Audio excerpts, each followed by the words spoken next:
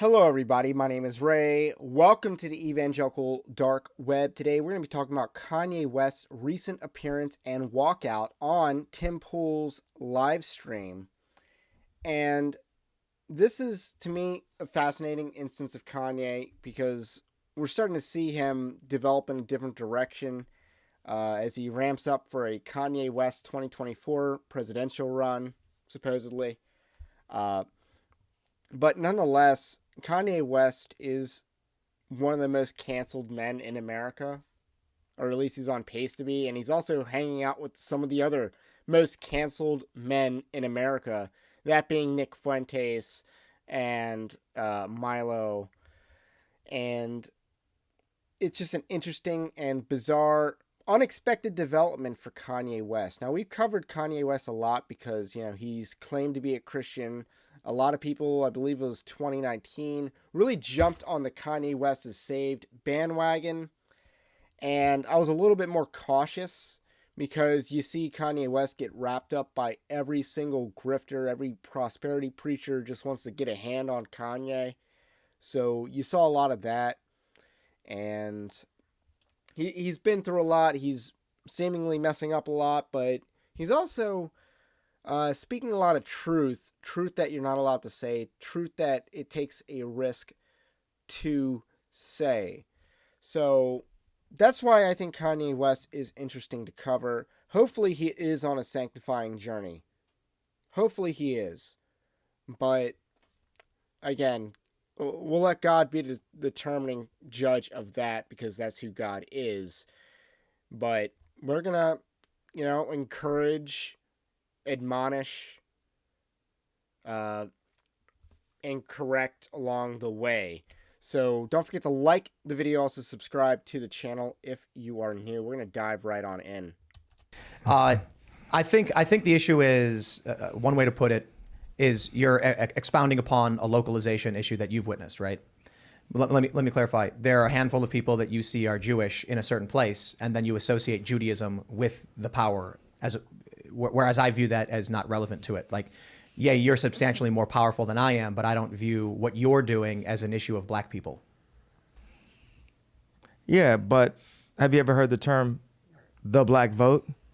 So it's okay to put us in one net, but it's not okay for me to put them in one net. Yeah, but I mean, that's the basis of the hypocrisy that people have been thinking about and knowing about and realizing for decades. We were all wondering how this dam was going to break. Everybody in the country was wondering, what is the root of this hypocrisy? Why can people talk about white people a certain way? Why can't they talk about that group a certain way? And the wretched and wicked and oppressive prevailing orthodoxy of cancel culture, well, it turned out that the one thing that was going to break the dam was the biggest star in the world, and it took the biggest star in the world to do it. And now the dam is broken. So let me tell you my issue. I don't like identitarianism. You guys are familiar with what that is? Well, they started it, and they've been visiting on us. We're trying to break it. When I was asking you about running for president, you immediately said, well, you'd be good for the black vote.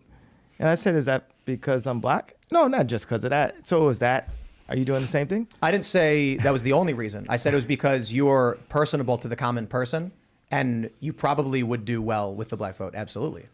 Just because I'm black, there's a lot of black people that don't like me. Of course. I think race plays a role in a lot of things. Absolutely. And I think that I think the construct of race has really been forced upon us as just something for us to be woke about and just constantly talk about and use it as these like walls. Couldn't you say the same thing about Judaism? Well, let's look at the facts of what I'm saying, though. If you say in this neighborhood. So let's just break down a few things going on here.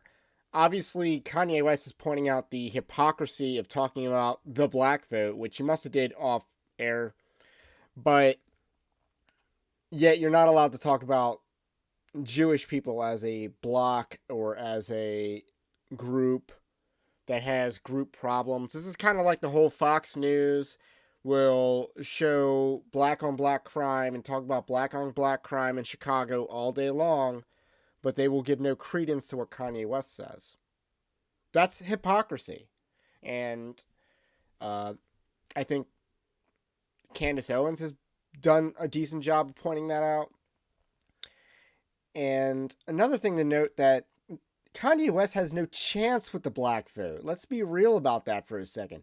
He's hanging out with Nick Fuentes and Milo. No chance to get that black vote. No chance. Where they gerrymander this amount of time. So, hey, I wasn't doing that. I was just gerrymandering the lawyers and the Hollywood executives and the people at the bank that debanked me and then froze my accounts.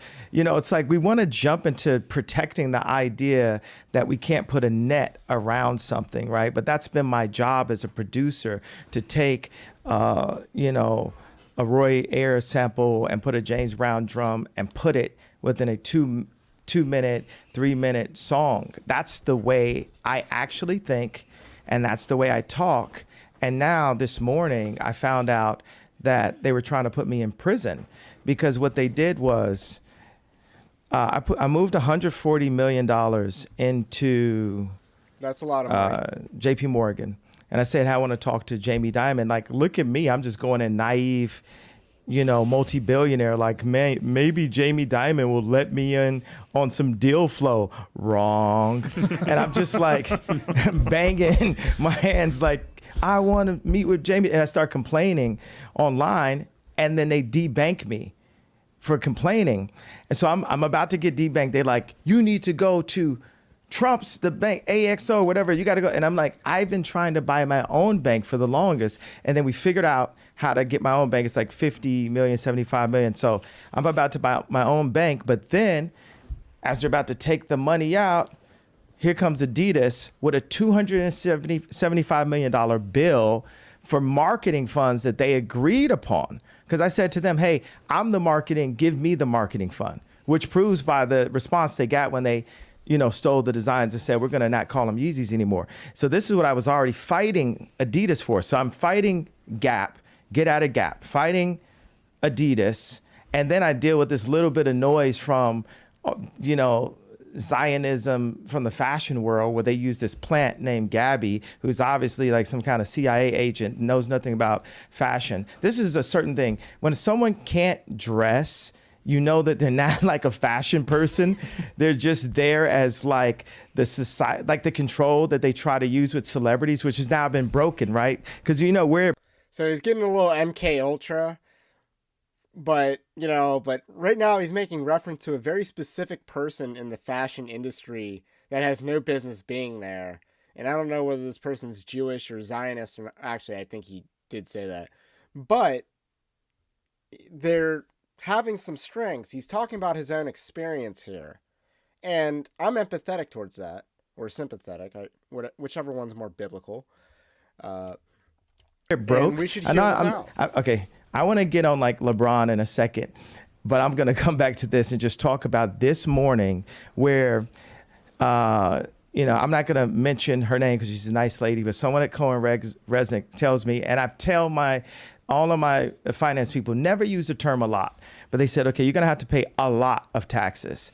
And that made me feel like they're just like waiting, like we finally got them. We finally can put him in jail. And I was like, can I still run for president in jail? I found out I could. So I was like, okay, that's fine then. It'll be okay. But if you were Jeffrey Epstein, they wouldn't touch your bank account. They would allow you to break the rules, regulations, just like JP Morgan and Chase did, just like Deutsche Bank did. So there is an issue to bring up with that. But when it comes to the rate... Just a side note, and this is the reason why I just never really got into Tim Pool, is his co-hosts suck. Just my opinion, but stuff. I think this is an important discussion to have because I have to complete this thought. You guys got to. Okay, go ahead. All right, because I'm talking about literally finding out that they were trying to put me in prison this morning. Watch this. So This morning. Yes. So not come to my house this morning, but I found out. Okay, so they put a $75 million hold on 4 of my accounts, and then they said you owe a lot of taxes. Took me like 6 hours to find out how much a lot was. They said, well, around $50 million. Now I'm going to different CFOs like, okay, so would this be tax evasion? Because I'm obviously not the most financially literate person on the planet. I was just a child, basically. Like when you become famous, you stop growing at that point. I became famous at age 24, and I had handlers around. I had my mom around, different things. And it was always like you go from one handler to the next handler to the next handler. So now I'm having, I get to actually learn how to run a company. I get to learn how to, to count. Really, I was like Pablo in a movie. It was like I didn't even know where to put the money, like literally making $300 million cash, but you're just like a high-priced, we're not going to use the S word just because it's just like too passe to use it. But it's like next year I was supposed to make $500 million in royalties. And like no one needs this amount of money. But when I would work on homeless shelters and ideas, I'd have a contractor, we won't say what race, and they'd be tearing down the contracts. It's all about. So I think this is a pretty profound point that Kanye West is making about how when you become famous, you stop growing up. I think that's a pretty profound self-admission. And again, I have a lot of hope for Kanye. I want to see him succeed. But, he's up and down, up and down, up and down. Sanctification is like a stock chart. Not like the way the stock market is right now, where everything's losing money, especially Disney. But, it's up and down, up and down, up and down, but it's slowly going up over time. That's what sanctification looks like. And then when you die and are glorified, it, automatically gets boosted up to 100 or whatever perfection is, and perfection in Christ is supposed to look like. So I think this is a pretty profound observation that Kanye West is sharing. Position. It's not about the amount of money that you have. And, to come in here, I feel like it's a setup to be like defending. I'm not going to go through another, like I'm literally going to walk the F off the show if I'm sitting up here having a, talk about, you can't say that it was Jewish people that did it when every sensible person knows that. I mean, Jon Stewart knows what happened to me and they took it too far. It was like American History X. Like my head was on the side of the curve and the exact people that I called out kicked my head. We found out that my trainer was a MK Ultra. Oh man, I love that movie. American History X. Great film. Very good film. And for him to compare himself to the black dude that Edward Norton curb stomps. Wow. I'm here for that. I'm here for that. That makes listening to Kanye West worth it. Even though I don't listen to any of his music at all. But that right there, that was art. Canadian intelligence. He worked in the defense research and development in the Canadian military, essentially working on psyops Who's in this the guy? Canadian military. This is Harley Pasternak. Yeah, what I'm saying is, look, they tried to medicate me. I was exhausted. They wrongly diagnosed me, and they when I asked them how much lithium did you want to put me on exactly, it took them 4 days to answer because they were embarrassed about the amount, right? And I refused to take this, right? You understand that if I had taken the medication, I would not be here, and it would have been, he was deeply troubled. We miss him. We love his music, though. Well, they would have Britney Spears too. I mean, look at They would have Michael Jackson. or worse, yeah. So Look at what they did. Look at what they did to Britney. When she went in, she was tired, she was exhausted, she was in a bad way. But 10 years of that medication wrecked her brain. You can see it now. Yeah. You can see there's not much of her left. you mentioned Pasternak was the name? Yes. So, just another thing, like the mental health industry and the big pharma crap they want to put in your brains does not really help you. Just my opinion, but we see that with antidepressants. That was a massive grift. Big Pharma made a lot of money off of that and still continues to do so, even though they did just come out with a study over the last few months that showed that chemical imbalance is not a cause of depression. So that's just one example. He's saying that, he's not actually bipolar. They just diagnosed him with that because they wanted to control him, basically. And that stuff will wreck you. It will wreck you. Charlie Pasternak, that's the text message that you posted that we were talking about before. Here's the lobotomy thread. Yeah. Before the show, obviously, I'm getting a bunch of messages from people. People are hitting me up, and they're like, you shouldn't host them. They're anti-Semitic. They're white supremacists. They're racist. I do find it funny or weird or whatever that, Nick, they call you a white supremacist. You're here working with or for, one of the most powerful black men, one of the wealthiest and most famous. But a lot of people were saying on the right specifically, don't platform them.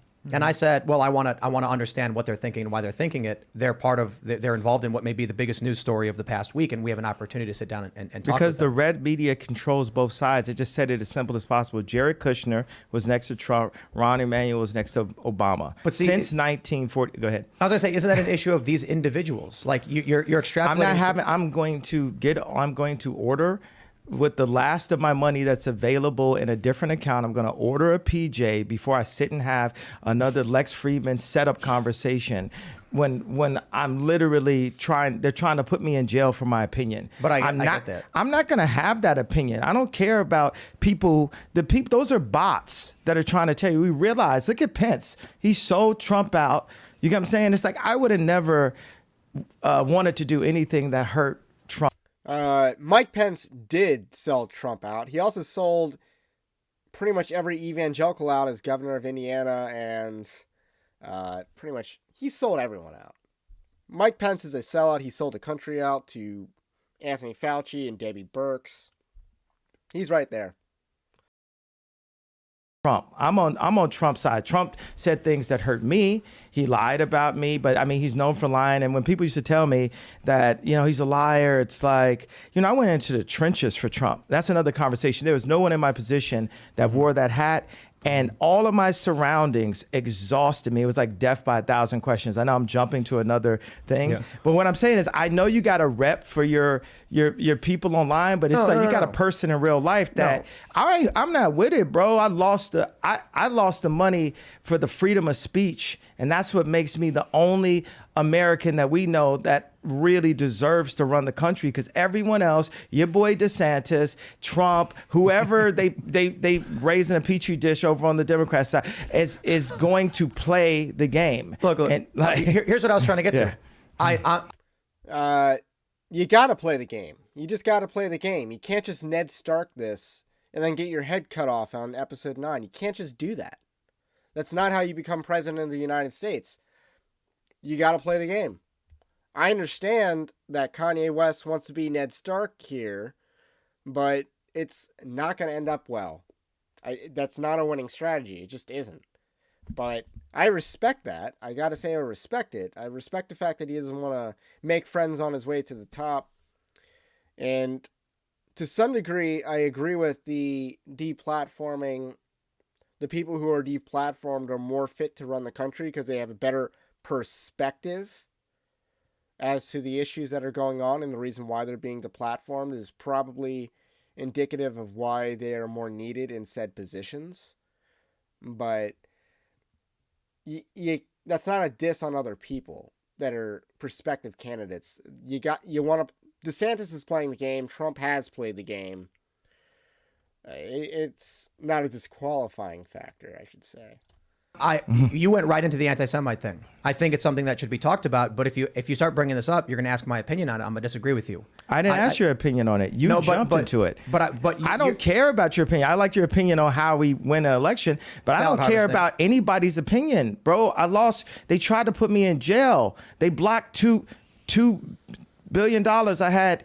Like what I told Farrakhan, I said, look, is it anti-Semitic for me to say his name out loud? Like I told minister.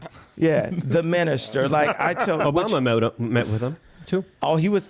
Yeah, I mean the Jewish people allowed Obama to meet with the minister. So Farrakhan said, well, did he have the money? The contract for the next 4 years, if I hadn't done anything, would have been $500 million a year for 4 years. What I was fighting for was the IP so my children could, you know, I'm sorry, just sometimes I think about 7 thoughts at one time, because anything I see, I come up with like 7 answers to it and then just choose what it is. But the thing is, when I said my children, the reason why my brain kind of blocked, because it's like God is saying, you know, your children are going to be okay. Baby mama's got money, right? God is using me. He's breaking me down, removing all of the, richest person, all of this, so I can serve him. And the more and more those things are taken away from me, the more I can be empty and be a vessel and be able to be used. And right now, it's like, you're not going to take, if we can't, you're not going to take my pain away, right? The Jewish people say, it's the Holocaust, this happened, and you can't say anything about it. We can't take their pain away. No one's going to denounce the fact that they tried to lock me up. That's what, because every time I'm just holding stride, and it's like, I thought I was more Malcolm X, but I find out I'm more MLK, because as I'm getting hosed down every day by the press and financially, I'm just standing there. And when I found out that they tried to put me in jail, it was like a dog was biting my arm, and I almost shed a tear, almost, but I still walked in stride through it. Yeah. I think they've been extremely unfair to you. I think. Who was they though? We can't say who they is, corporate can we? press. I'm not using I don't use the word as the. So I want to pause, because that moment where he said that God is stripping him down of a lot of wealth so that he can serve God and see more clearly, I think that's a pretty profound statement, and I'm glad to hear that. I really am. And that little line right there is one of the reasons why I wanted to do this video. When he's talking about how God is taking away a lot of things from me, or allowing the devil to take away a lot of things from me, kind of like Job, so that I can still glorify him. I think that's another profound observation. Perhaps this is the joyful warrior that is indicative of a Christian life. Christians should be a joyful warrior. We should be able to rejoice when bad things are happening to us, and praise God when bad things are happening to us, and serve God when bad things are happening to us. We should be doing this. And I'm glad to see that Kanye has some perspective. Now, I'm not sure what the relationship between him and Louis Farrakhan is, but I imagine they've had some communication. But that's not in and of itself a bad thing. As the way I guess you guys use, I'm talking about. It is them, though, isn't it? I mean, because No. because when you think about it, consider it. In 2018. What do you mean it's not? What do I mean? Like, okay, so how about? Oh, You this is leaving? it? Yeah. Are you afraid of the press? He's gone. I'll say it right now. You guys want to bring that stuff up, and then Have think the we're not going discussion. to have a Like, conversation. have the discussion. Like you think he's going to come in here and say, "Here's my pain, here's my suffering." I'm going to say, "I hear you," and then he's going to say, "And it was Jewish people," and I'm going to be like, "Okay, but don't you consider?" So I'm not going to do this. I gotta refuse. Go, make sure he's cool. All right, go for it. Luke and I will have a conversation. So I can't. Okay. So Kanye West did threaten to walk out prior to walking out, and he technically remained a man of his word that he wasn't going to do some setup interview with the way that he did a Lex Freeman interview a few or several weeks back. Can't remember how long ago that was. And he stayed true to his word. He walked out because I don't think Tim Pool was really serious. I just don't. You're not allowed to talk about identitarianism when it comes to Jewish people, but you are when it comes to the black vote. It doesn't make sense. So, and it's very hypocritical that again, the whole Dave Chappelle SNL monologue, if there's a group of Jewish people, it's called a coincidence, and you're not allowed to talk about it. That was what Dave Chappelle said. And hasn't gotten nearly the pushback you thought he would have for making the same point that Kanye West has been making for weeks and months. But I guess there is something different about Kanye West, and maybe it's the Black Hebrew Israelite ideology he's kind of brought into this, but maybe that's the difference. But I think Tim Pool is being obtuse there. I think he wasn't serious about having the conversation. But, you know, I digress. So, anyway, I thought this was a pretty interesting little segment of Kanye West. He said some pretty profound things. I think he said some very biblical things. And I really do hope that this is him on the way towards sanctification and on the progress of sanctification. I really hope this is that. So, anyway, have a blessed day, and I will catch you on the next one.